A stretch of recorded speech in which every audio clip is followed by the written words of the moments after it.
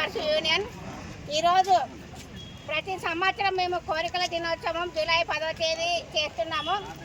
అటు కేంద్ర ప్రభుత్వం కానీ ఇటు రాష్ట్ర ప్రభుత్వం కానీ మా కోరికలను తీర్చకపోవడం కారణంగా మరీ ఎక్కువగా పనులు చేయడం జరుగుతుంది. అక్కడ కేంద్ర ప్రభుత్వం పోషణ ట్రాకర్ అనేసి ఒకటి, ఇక్కడ రాష్ట్ర ప్రభుత్వంలోన వైఎస్ఆర్ యాప్ అని ఒకటి, తర్వాత ఎఫ్ఆర్ఎస్ యాప్ అనేసి యాప్ తీసుకొచ్చి అంగన్వాడీ వర్కర్లను చాలా బాధపడుతున్నది. ఈరోజు కేంద్ర ప్రభుత్వము మూడోసారి అధికారంలోకి వచ్చింది. థ్యాంక్స్, మేము దానికి ఒప్పుకుంటున్నాము, ఆహ్వానిస్తున్నాము కూడా. కానీ వాళ్ళు మేము అది చేస్తున్నాం ఇది చేస్తున్నాం అంటున్నారే తప్ప అంగన్వాడీ వాళ్ళని మరి 20 లక్షల పైన మరి భారతదేశంలో ఉన్నాము వర్కర్లు, హెల్పర్లు. ఒక్క కోరిక కానీ ఒక్క డిమాండ్ కానీ ఇన్ని రోజులు చేసినా కూడా మా డిమాండ్స్ వాళ్ళు ఒప్పుకోవడం లేదు. అయితే ఈరోజు కేంద్ర ప్రభుత్వం కానీ రాష్ట్ర ప్రభుత్వం కానీ ఎటువంటి హామీలు మాకు ఇవ్వకపోగా మమ్మల్ని ఇంకా చాలా ఒత్తిడికి, రాజకీయ వేధింపులకైతేనేమి, పని ఒత్తిడి అయితేనేమి, ఇక్కడ సూపర్వైజర్ ఒత్తిడి అయితే, సిడిపోల ఒత్తిడి, పైన అధికారులు అందరూ మాపై ఒత్తిడి తీసుకొని వస్తున్నారు. ఇంతకుముందు మరి 42 రోజులు సమ్మె మేము చేసాము. 42 రోజులు సమ్మె చేసినప్పటికీ అప్పుడు ఉన్నటువంటి వైఎస్ఆర్ ప్రభుత్వము ఏమనింది, మా ప్రభుత్వం ఖచ్చితంగా వస్తుంది, జూలైలో మీ శాలరీస్ పెంచుతామనేసి చెప్పారు. అయితే మరి ఏమనుకుంటున్నారంటే ఆయన ఏమనుకున్నాడు, నేను స్క్రిప్ట్ రాస్తే 23 ఎమ్మెల్యేలను మీకు ఇచ్చారు అని మరి జగన్మోహన్ రెడ్డి గారు అన్నారు ఆ కాలంలో. మరి ఇప్పుడు అంగన్వాడీ వాళ్ళు ఉద్యోగులు స్క్రిప్ట్ రాస్తే 11 ఎమ్మెల్యేలను ఇచ్చి లాస్ట్కి అసెంబ్లీలో మాట్లాడే పరిస్థితి అంగన్వాడీ వాళ్ళను ప్రభుత్వం ఢీకొట్టిందని, వాళ్ళని మరి ప్రభుత్వమే రాకుండా చేసిందనేసి వచ్చే ప్రభుత్వం కానీ ఏ ప్రభుత్వం కానీ అంగన్వాడీని పెట్టుకోవద్దనేసి మేము ఈరోజు ఆజ్ఞాపిస్తున్నాం.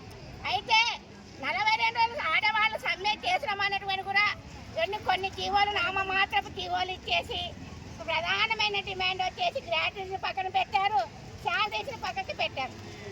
అయితే మేము సమ్మెలో చేసినటువంటి సందర్భంలో తెలుగుదేశం ప్రభుత్వం అయితేనేమి, బీజేపీ ప్రభుత్వం అయితేనేమి, తర్వాత జనసేన ప్రభుత్వం అయితేనే అందరూ మా వద్దకు వచ్చి హామీలు ఇచ్చారు.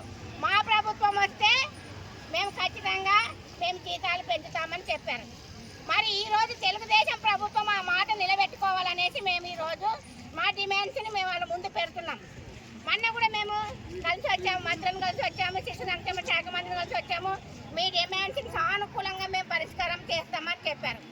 ఈరోజు మేము అడుగుతున్నది ఏమి, మాకేమో ముఖ్యమంత్రి పదవులు ఏమన్నా, రాష్ట్రపతి పదవులు ఏమన్నా, ఎమ్మెల్యే పదవులు ఏమన్నా మేము అడగడం లేదు. కనీస వేతనము సుప్రీంకోర్టు తీర్పు ప్రకారము 26,000 రూపాయలు ఇవ్వమని చెప్తున్నారు. ఎందుకంటే భార్య, భర్త, కూతురు, కొడుకు, తల్లి, తండ్రి ఉంటే కనీస వేతనం 26,000 రూపాయలు ఇవ్వాలనేసి ఈరోజు సుప్రీంకోర్టు ప్రకారం చెప్పింది.